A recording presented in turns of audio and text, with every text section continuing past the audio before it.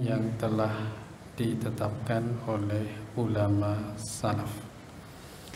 Nah, pada pertemuan yang lalu kita masih membahas tentang racun-racun hati.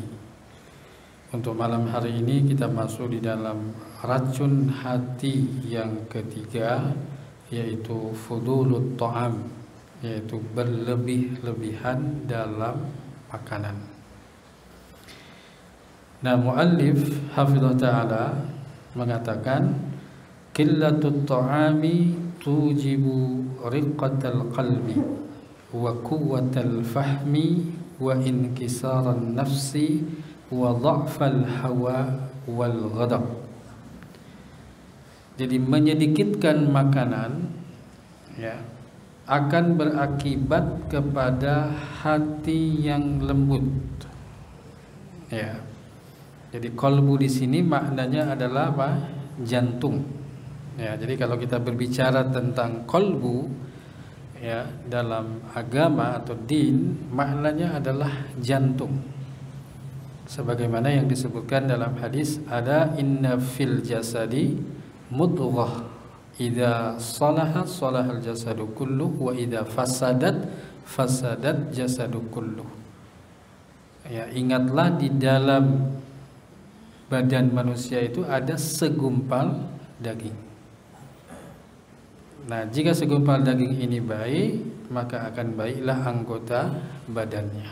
Dan jika segumpal daging ini rusak, maka akan rusaklah anggota badannya. Itu disebut dengan apa? Qalbu atau jantung. Nah, maka jantung ini punya dua fungsi. Fungsi secara lahiriah dan fungsi secara batiniah, dan itu punya kaitan yang sangat erat. Nah, maka muallif mengatakan menyedikitkan makanan itu bisa menyebabkan apa? Riqqatul qalb, yaitu apa? Ya, hati itu menjadi lembut. Ya. Maka dalam proses kita makan, ya, maka makanan itu akan diolah, ya. Kemudian nanti setelah itu akan disebarkan melalui darah, ya, dan darah itu menjadi apa? Jantung itu menjadi apa? Ya, pusat peredaran darah. Ya. Nah, jadi menyedikitkan makanan itu bisa membuat hati itu menjadi lembut. Kemudian yang kedua adalah quwwatul fahmi, dan membuat pemahaman itu menjadi kuat. Kemudian yang ketiga inkisaran nafsi, dan akan melemahkan jiwa. Ya, termasuk juga melemahkan ya hawa nafsu dan juga amarah. Ya, dan itu semuanya berkaitan dengan masalah ya, jantung, berkaitan dengan masalah ya darah. Ya, nanti kita akan sebutkan ya bahwasannya ya, syaitan itu berada di dalam tubuh manusia itu dengan aliran darah. Inna syaitana yajri min bani adam majra dam. Syaitan itu akan ya berjalan dalam tubuh manusia itu dengan dengan aliran darah kita. Nah, sehingga ketika kita menyedikitkan makanan, ya, maka dia akan menyempitkan ya jalannya syaitan. Ketika jalan syaitan itu menjadi sempit, maka dorongan untuk melakukan ya kebaikan menjadi lebih besar, dan dorongan untuk melakukan kejelekan menjadi lebih kecil. Nah, jadi itu 4 hal yang bisa didapatkan ketika seseorang itu ya menyedikitkan makanan. Ya, jadi dampaknya adalah hati yang lembut, ya, pemahaman yang kuat, kemudian ya jiwa yang dorongan untuk melakukan kejelekan menjadi melemah, kemudian juga melemahnya hawa nafsu dan juga amarah. Wa kasratut ta'ami tujibu ya didda dzalika. Sedangkan ya terlalu banyak makan akan berdampak ya lawan dari 4 hal tersebut. Hati menjadi keras ya, pemahaman menjadi lemah, dorongan untuk melakukan perbuatan ya jelek menjadi kuat, ya hawa nafsu dan juga amarah itu menjadi kuat. Ya. Dan itu sesuatu yang fakta kita dapatkan. Ya. Artinya kita bisa membedakan ketika kita di bulan Ramadan dengan di luar bulan Ramadan. Ya. Nah, maka itu makna yang berkaitan dengan setan. Setan itu apa? Dibelenggu. Ya.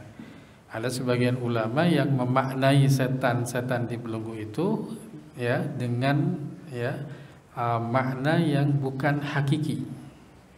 Ya, artinya ketika orang itu berpuasa menahan lapar, haus dan syahwat mulai dari terbit matahari sampai terbenam matahari, maka dengan cara itu menyempitkan jalannya apa?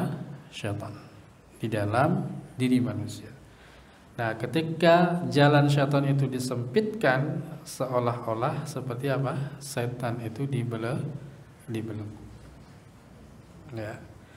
Nah, kemudian muncul pertanyaan, kenapa kok orang berpuasa itu juga bisa melakukan perbuatan dosa dan maksiat? Nah, yang pertama karena apa?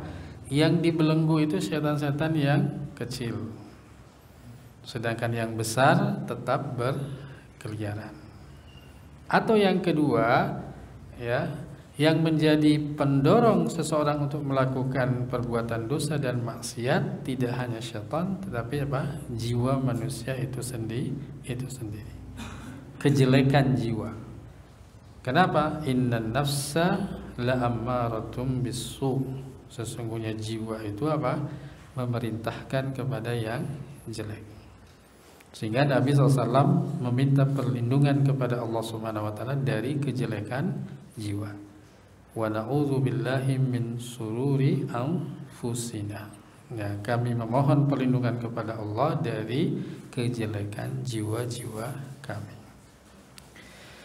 Nah, kemudian muallif mengutip satu hadis Nabi SAW. Hadis sahih diriwayatkan oleh Imam Ahmad di dalam musnadnya, ya, dan juga dalam buku Fathur Rabbani, ya, di dalam kitab Al-At'imah, kemudian Imam At-Tirmidzi di dalam kitab Az-Zuhud, ya, di mana disebutkan dari Al-Miqdam ibnu Ma'di Yakrib. Dia berkata, saya mendengar Rasulullah SAW bersabda, "Ma mala'a ibnu Adam wi'aan syarran min batnihi."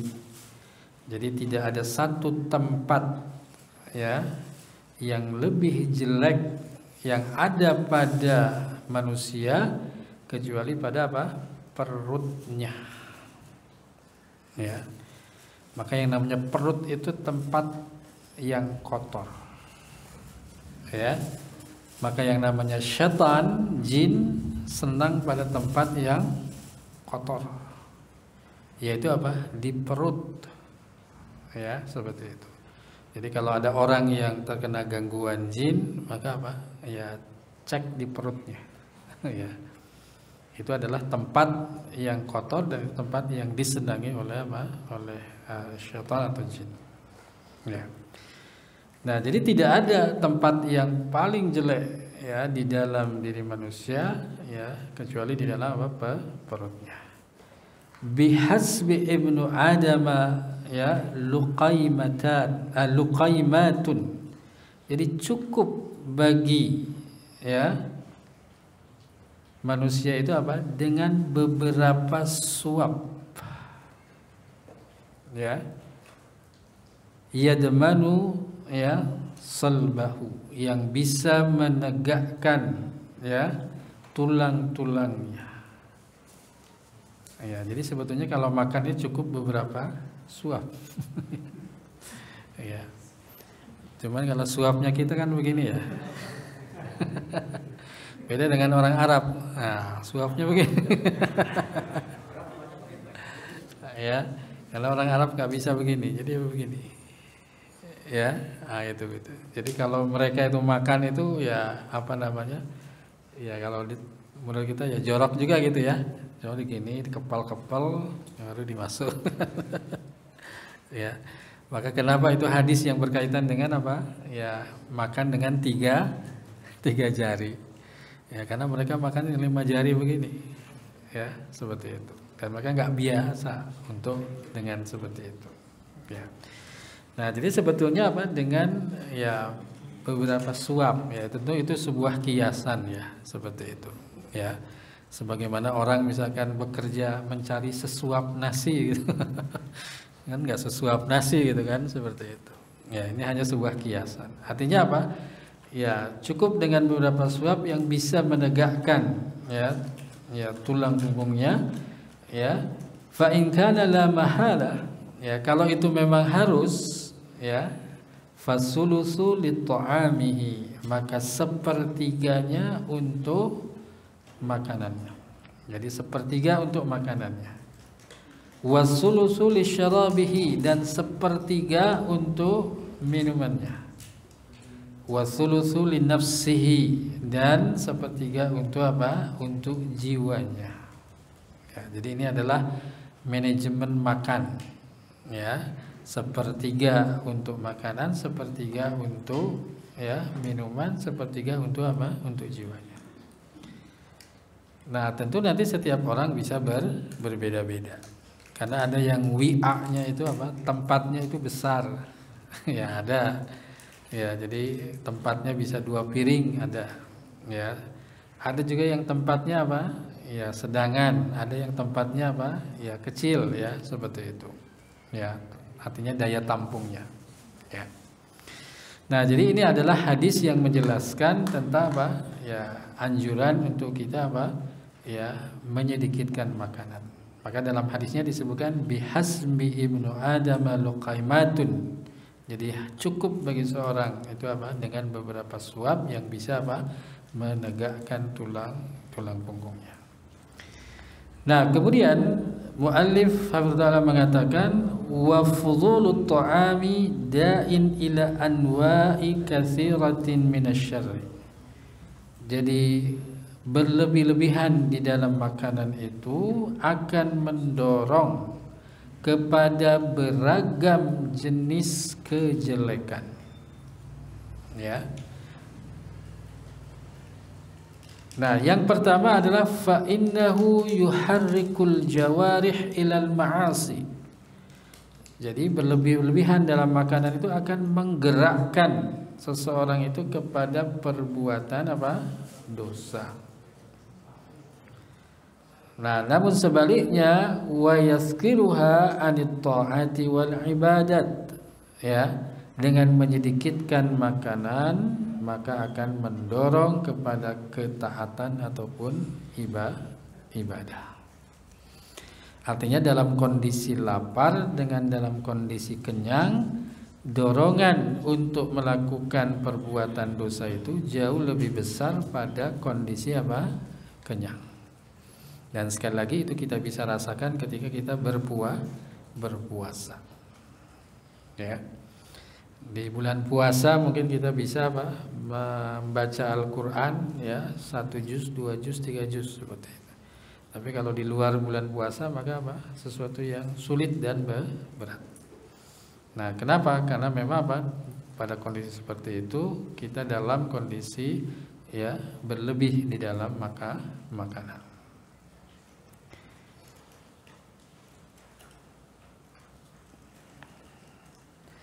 Nah, kemudian beliau mengatakan wa hasbuka bihadaini syarran.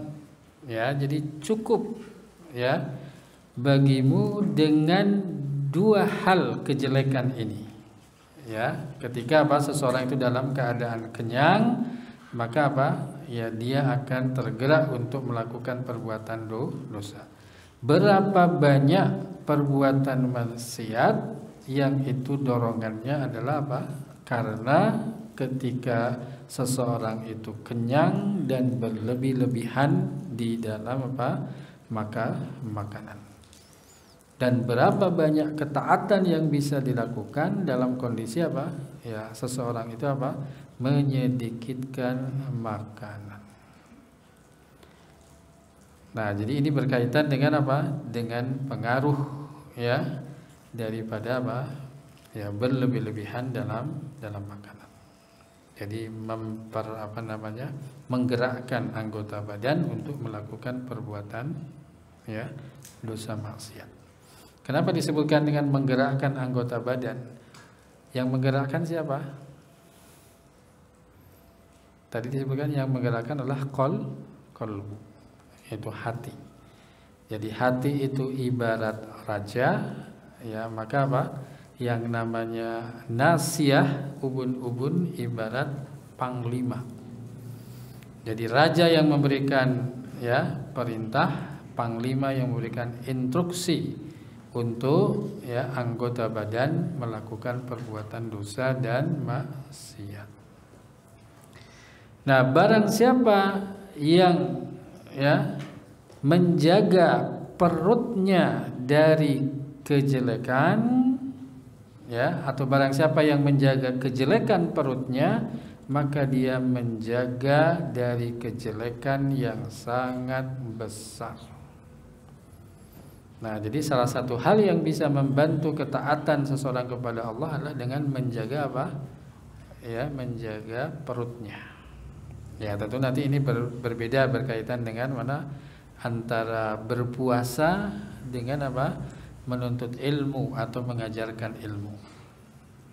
Ya. Jadi seperti Imam Ahmad bin Hanbal justru memilih untuk ya tidak berpuasa. Maksudnya tidak berpuasa sunnah.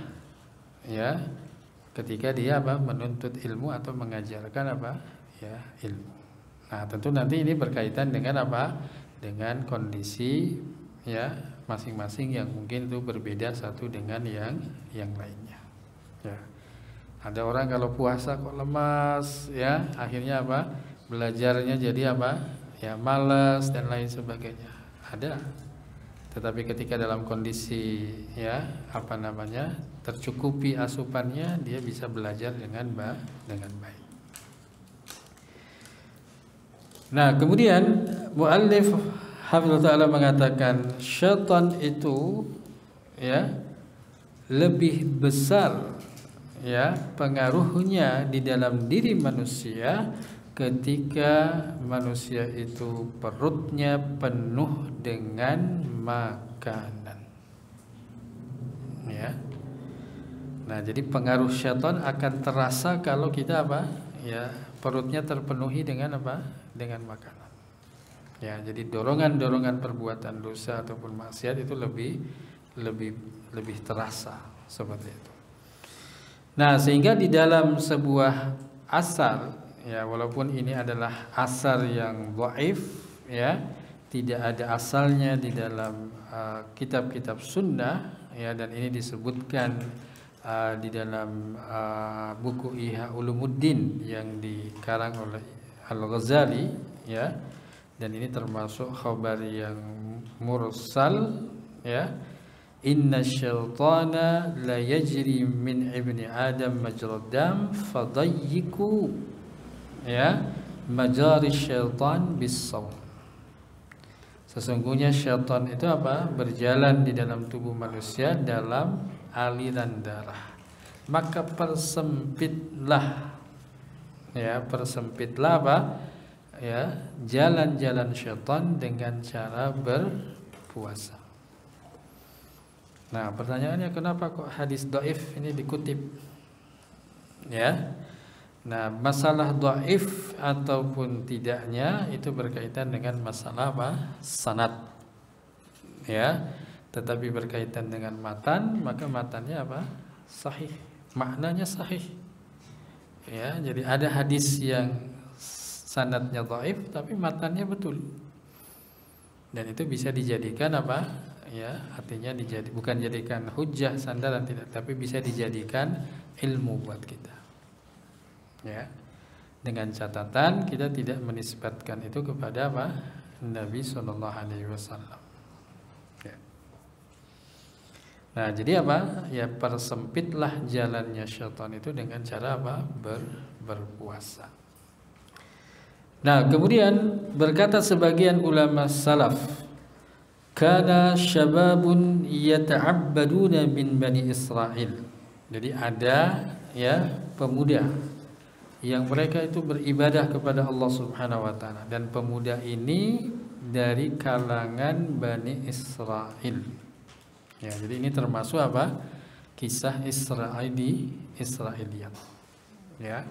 Jadi Bani itu keturunan, Israel itu dalam bahasa Ibrani maknanya adalah hamba Allah.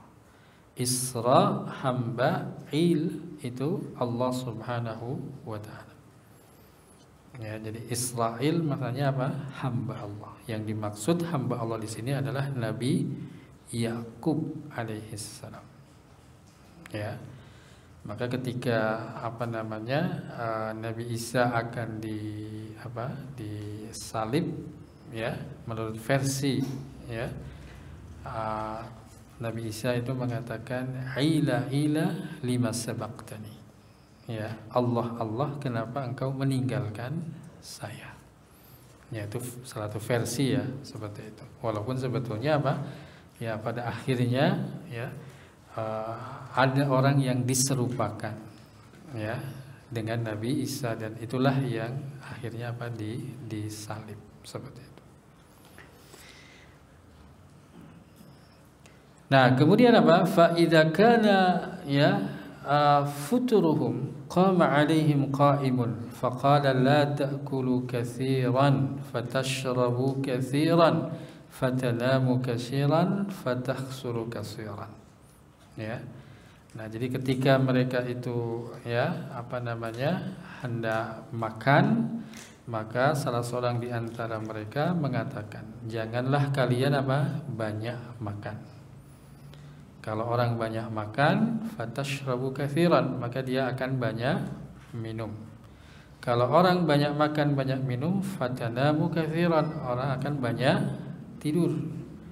Kalau misalkan tidur, maka dia akan mendapatkan kerugian yang sangat besar. Ya. Nah, bahkan kalau dalam masalah puasa disebutkan tidurnya orang puasa ibadah. Ya. Walaupun kadang-kadang ada juga pemikiran yang agak bertolak belakang dengan hal ini. Ya. Jadi kalau banyak tidur akan rugi besar. Enggak juga. Karena banyak tidur juga bisa mencegah orang dari perbuatan dosa dan maksiat. Gitu. Ya. Jadi memang betul dia tidak melakukan ya amal atau ibadah, tapi juga banyak tidur akhirnya ya memberhentikan atau menghentikan dia dari perbuatan dosa dan maksiat. Maka lebih baik tidur. Oh gitu ya.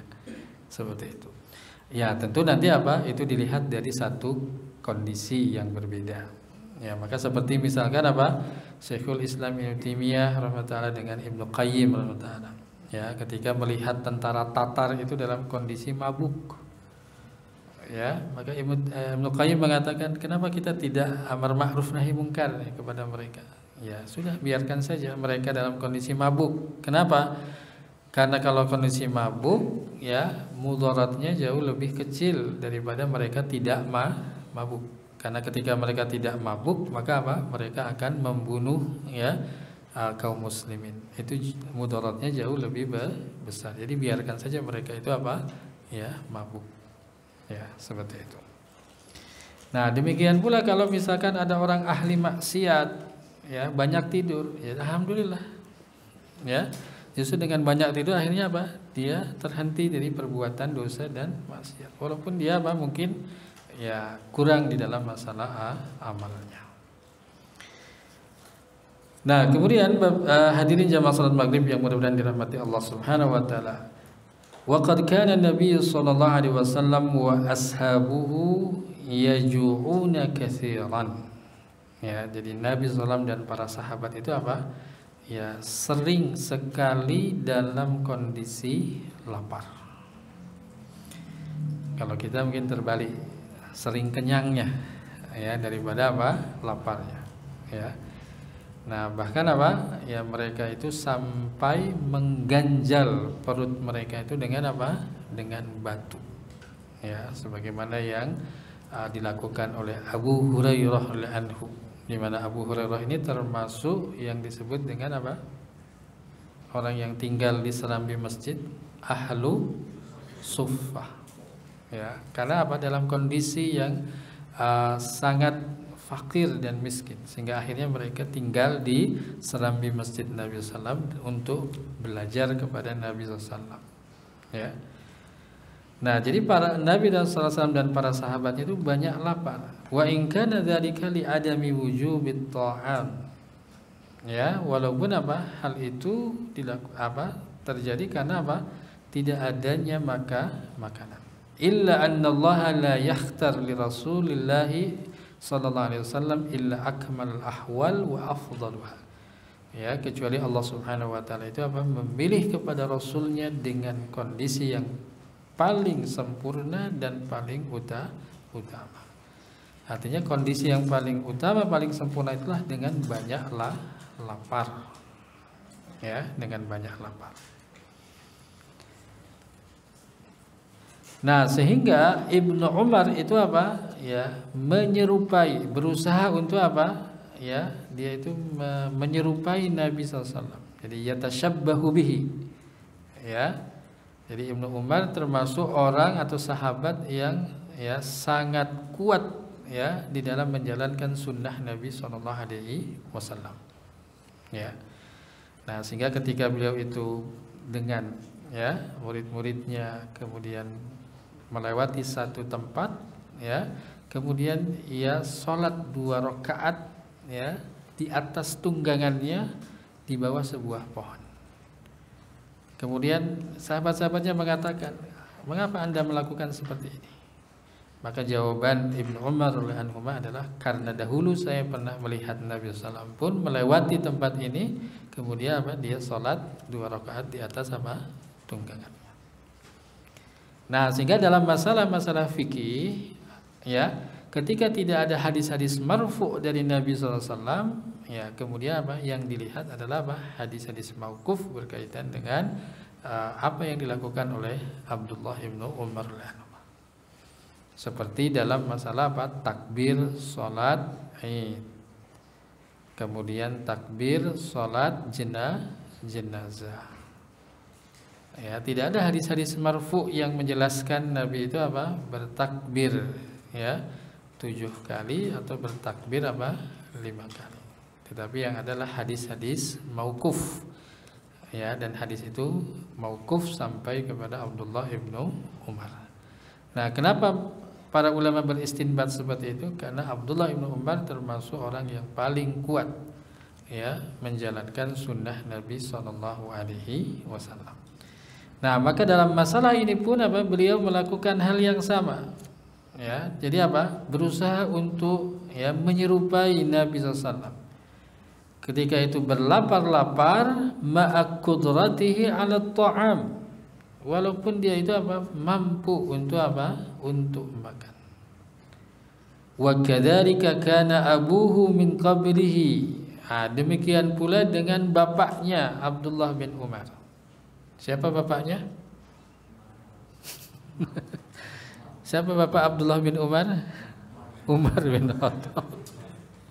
Ya, Umar bin Khattab. Ya. Sebelumnya juga apa? Melakukan hal yang sama. Ya. Maka disebutkan di dalam Sahih Bukhari dan Sahih Muslim. Ya. Sahih Bukhari dalam kitab Al-At'imah, ya, Sahih Muslim dalam kitab Az-Zuhud.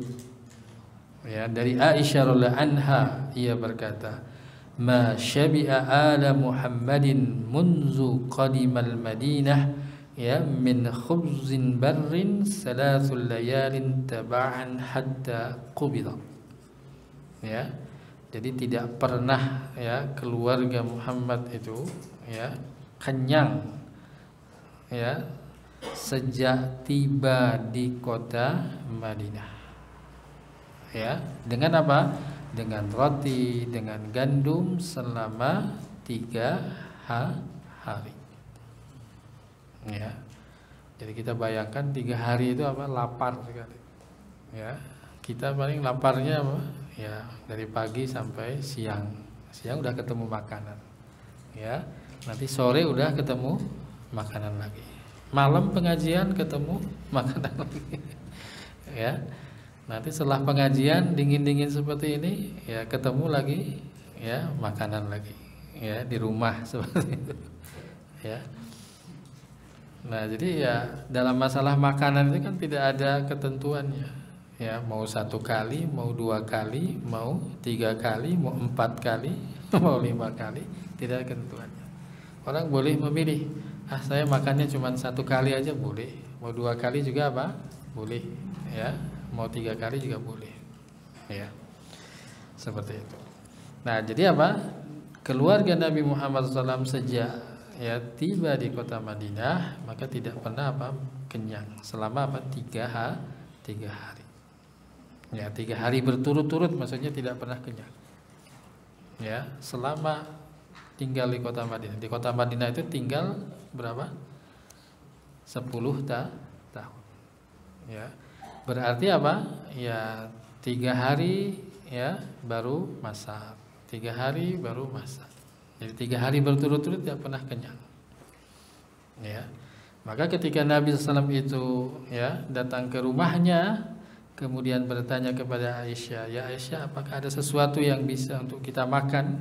Maka Aisyah mengatakan, tidak ada ya Rasulullah. Kalau begitu saya akan berpuasa. Ya. Itu Nabi. Kalau kita mungkin apa? Oh, kita ya marah-marah seperti itu ya. Kalau nggak marah ya langsung keluar, kemudian cari apa? Ya makanan seterusnya. Ya. Nah kemudian berkata Ibrahim ibnu Adham, ya, man dhabita ya badnahu dhabita dinahu. Barang siapa yang bisa ya menahan perutnya, maka dia bisa apa? Menahan agamanya, mengatur agamanya. Jadi bisa ya mengatur perutnya, menguasai perutnya, maka dia bisa menguasai agamanya. Wa man malaka ju'ahu, barang siapa yang menguasai rasa laparnya, malakal akhlak as-salihah, maka dia akan mendapatkan apa? Akhlak yang salihah. Wa inna, ya padahal di sini disebutkan apa? Ya maksiat kepada Allah itu jauh dari orang yang lapar. Ya. Nah, maknanya adalah apa? Kalau orang itu tidak punya agama, tidak punya ilmu, maka ketika dia dalam kondisi lapar, maka dia akan apa? Ya bisa berbuat kekufuran. Ya, tetapi kalau orang itu punya agama, punya ilmu, dalam kondisi lapar justru apa? Akan menjauhi perbuatan maksiat ataupun dosa. Nah, maka banyak orang yang tidak punya agama, tidak punya ilmu, ketika dalam kondisi miskin dikasih ya dengan beberapa pemberian yang sedikit, akhirnya apa? Ya, murtad, pindah agama dan lain sebagainya. Kenapa? Karena tidak punya apa? Ya, agama dan tidak punya ilmu. Seperti itu. Nah, jadi Bapak hadirin jamaah salat maghrib yang mudah-mudahan dirahmati Allah Subhanahu wa taala, ini pembahasan tentang racun yang ketiga bagi hati, yaitu apa? Fudulut ta'am, yaitu apa? Berlebih-lebihan di dalam makanan. Insyaallah kita lanjutkan pada racun yang keempat pada pertemuan yang akan datang, yaitu tentang fudulul mukhalatah, yaitu berlebih-lebihan di dalam bergaul atau berinteraksi. Ya, insyaallah nanti kita pun akan kutipkan apa yang dijelaskan oleh Ibnu Qudamah Al-Maqdisi rahmatullah ya berkaitan dengan mana yang lebih utama dan apa manfaat daripada mukhalatah dengan uzlah. Ya. Kalau mukhalatah itu artinya kita bergaul dengan orang lain, kalau uzlah itu kita apa? Ya, menyendiri. Ya, seperti itu. Dan insya Allah kita akan bahas pada pertemuan yang akan datang. Untuk malam hari ini kita cukupkan sekian. Wallahu a'lam bishawab. Wassallallahu ala Muhammadin wa ala alihi washabihi wa akhiru da'wana alhamdulillah rabbil alamin. Masih ada sisa 5 menit, sisa waktu 5 menit. Kalau ada pertanyaan kami persilahkan. Monggo kalau ada pertanyaan. Oke, monggo Pak Beni.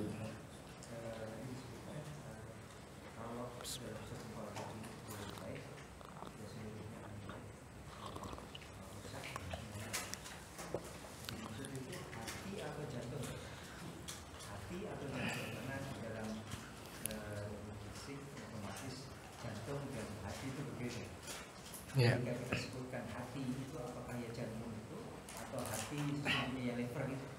Jadi al-qalbu itu dalam bahasa Arab ya maknanya dalam bahasa Indonesia adalah jantung. Ya, jantung maknanya. Maka disebut dengan jantung hati gitu ya. Jantung hati. Tapi kalau hati dalam arti organ ya itu disebut dengan lever dalam bahasa kita, tapi dalam bahasa namanya kabid. Ya, itu kabid itu hati limpa, ya, lever seperti itu. Nah, maka yang perlu digarisbawahi dalam hadis itu inna fil jasadi mudghah. Nah, itu. Dalam jasad ada segumpal apa? Daging. Nah, maka disebutkan dalam bahasa Arab ya, dalam satu pepatah al-mar'u bi asgharaini. Nah, jadi mulia dan tidaknya seseorang itu bi asgharaini, tergantung dari mulia tidaknya 2 daging kecil. Nah, yang namanya jantung itu kan terbagi menjadi apa? Ada bilik, ada serambi. Bilik kanan, bilik kiri, serambi kanan, serambi kiri. Itu yang dimaksud dengan 2 daging kecil itu. Ya. Nah, sehingga tadi apa? Fungsinya ada yang bersifat lahir, ada yang bersifat apa? Batin. Dan itu punya hubungan. Ya, nanti berkaitan dengan makanan, ya. Itu kan sangat erat sekali hubungannya dengan apa? Dengan fungsi yang bersifat batin seperti itu. Ya. Nah, jadi yang disebut dengan ya qalbu itu adalah merujuk pada jantung. Jantung yang ada di sebelah kiri kita. Jantung ini tempat iman secara batin. Jantung tempat takwa di sini. Tapi dia juga sebagai apa? Pusat peredaran darah. Ya. Nah, maka nanti setan itu berusaha untuk menguasai apa? Jantungnya. Ya, maksudnya jantungnya seperti ini. Jadi kalau misalkan ada orang ya, kerasukan, kesurupan, itu tekan saja di sininya. Ya, tekan di jantungnya. Enggak usah keras-keras, tekan aja gini. Ya, sambil dibacakan, insya Allah dia apa? Kesakitan. Ya, karena apa? Disinilah dia yang menguasai ya, manusia seperti itu. Nah, jadi begitu. Jadi al-qalbu dalam bahasa Al-Qur'an, dalam bahasa hadis dan lain sebagainya, maka yang dimaksud adalah apa? Ya, jantung. Ya, mungkin lebih pasnya ya jantung hati lah seperti itu. Ya. Jadi bukan apa? Bukan limpa, bukan lever, bukan kabid. Ya, seperti itu. Oke. Hadirin jamaah salat maghrib yang mudah-mudahan diberkati Allah Subhanahu wa taala. Ya, karena waktu yang sudah tidak memungkinkan, kita cukupkan pertemuan kita pada malam hari ini. Ya, subhanakallahumma bihamdika asyhadu an la ilaha illa anta astaghfiruka wa atubu ilaik. Wassalamualaikum warahmatullahi wabarakatuh.